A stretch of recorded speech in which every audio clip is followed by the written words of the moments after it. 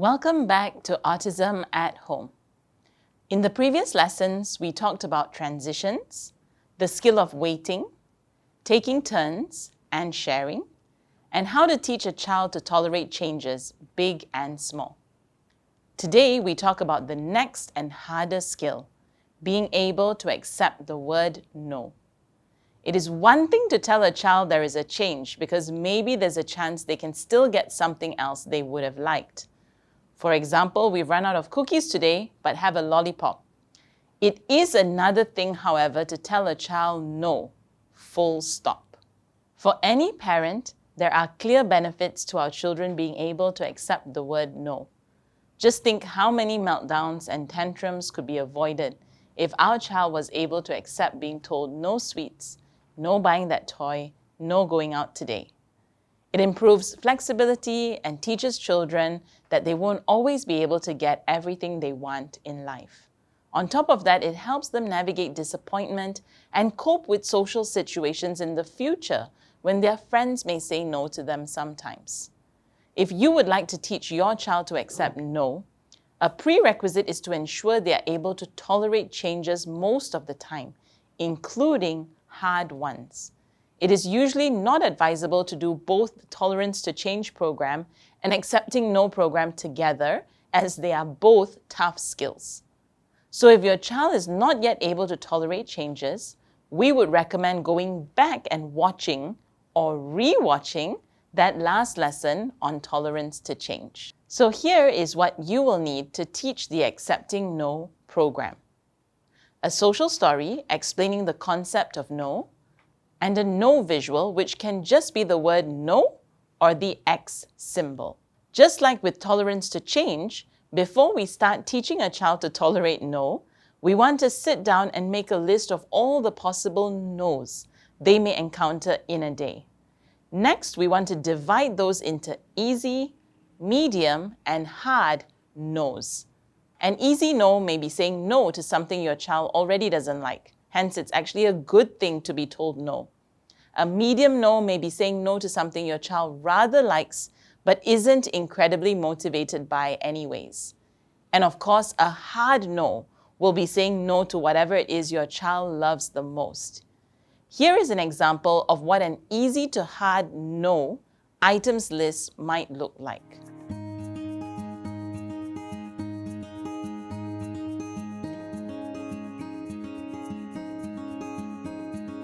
Typically, if your child is able to tolerate being told no to the item 2 to 3 times in a row, you can feel more confident they are able to be flexible on that. That being said, remember that we do not expect perfection from children at all times. Even a typical child would sometimes struggle with accepting the word no. So why should we expect a child with autism to be able to do so all the time? Thus, if they're able to tolerate being told no to something specific, most times, it can still be okay to move on to the next step. This is a call you as the parent would need to make. So here's how we go about teaching the skill of accepting no. Read the social story on accepting no to your child, or show them a video model of what that looks like. Set up the situation in your daily life that you can reasonably say no to. The more intentional you are, the more practice your child can have. When the situation arises, say something like, "Sorry, no playtime today," or "No cookies." If your child is able to tolerate this, be sure to praise them. As usual, let's see that all together with an example of no favorite snack today. Okay, it is our snack time. I want chips. Oh, chips? Okay, let's see what we have today. Oh, sorry buddy, no chips. Only got cornflakes today. Hey, I love how flexible you're being. I know you're sad, but good job being so flexible. But wait, something is missing here. What about the reinforcement? Don't we talk again and again on Autism at Home about the importance of reinforcement? Here is the tricky part with a program like this. We want to be careful not to pull out something shiny and cool every time our child tolerates no. This is because they may come to expect that every time they are told no, they can get a special reward each time. But this does not actually teach them to learn to cope with the uncomfortable feeling of not getting what they want. That does not mean that there is no reinforcement. Your reinforcement is just different and more natural. First is to praise your child when they're being really flexible and listening nicely. Second is that you could schedule a naturally motivating activity in right after the no that would be preferable to the child. For example, sorry, we can't go out today. Why don't we play together inside or read a storybook? This way, your child does not come to expect something for every time they tolerate no, but there is still a way for them to take their mind off, feeling understandably upset or sad if they can't get what they want. Now, being able to accept no is a tough skill to learn, and you may expect your fair share of tantrums and meltdowns in response, especially if your child has been used to getting what they want after engaging in those challenging behaviors. Firstly, you want to ensure the steps are broken down well enough that your child gets plenty of practice with easier no's first. Even then, though, behaviors could still happen. So here's a refresher quiz on how to react when behaviors happen. Pop quiz. In our starter kit unit on managing challenging behaviors, what are the 3 reactive strategies that can be applied when a child has a challenging behavior? Extinction, redirection, and following through. Which of the below are accurate ways to extinct an inappropriate behavior? Not giving eye contact, gently talking to them, turning our body away, or explaining why their actions were wrong. The answer is A and C. It can be instinctive to want to comfort a crying, upset child. It may feel even cold to not look at nor turn our body towards them. If your child is genuinely feeling pain or discomfort, you should certainly comfort them. But in other instances, comforting a child who is having a meltdown over not getting what they want may accidentally give a lot of attention to that behavior, thereby strengthening it. Hence, it will be more appropriate in the moment to not give eye contact, turn towards them, or speak to them so as not to reinforce the inappropriate behavior.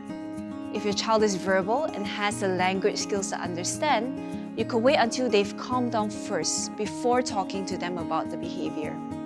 Extinction should usually be followed by trying to redirect your child's attention from what they are feeling upset about. This may involve pulling out a calming activity like a puzzle they could do, or reading a favorite storybook near them. This is not the same as giving attention, as you are not putting your focus on the behavior itself. At the end of the day, it is okay for a child to feel upset or angry from being told no, and important as parents to guide them to redirect and let out their emotions in a safe, healthy way, such as through listening to some music or reading a preferred book. By this, you ignore the behavior, not the child. You may, though, still have to use the third strategy and follow through in not letting them get what they want, even if they continue to be upset. When your child realizes they did not get what they originally wanted despite the behavior, that in itself can be a teaching moment. So now it's your turn. Make a list of all the no's your child will likely encounter in their day, starting with the easy ones, medium ones, then hard ones.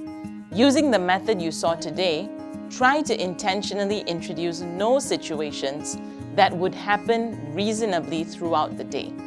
The key word is reasonably. You don't want life at home to be an endless series of no's either. And of course, just like tolerating change, accepting no is a lifelong skill and should continue to be practiced in the home, list or no list. We hope this lesson has been helpful to you in breaking down the concept of accepting no. This brings us to the end of our flexibility series. At this point, you have learned all about transitions, waiting, taking turns and sharing, tolerating change, and finally accepting no. It is important to remember again that skills involving flexibility do not develop overnight or even after a few weeks or months. The key words are patience, hope, perseverance. Take every day one step at a time and always focus on what you can do next to help your child learn. Thank you so much for watching our Building Flexibility series.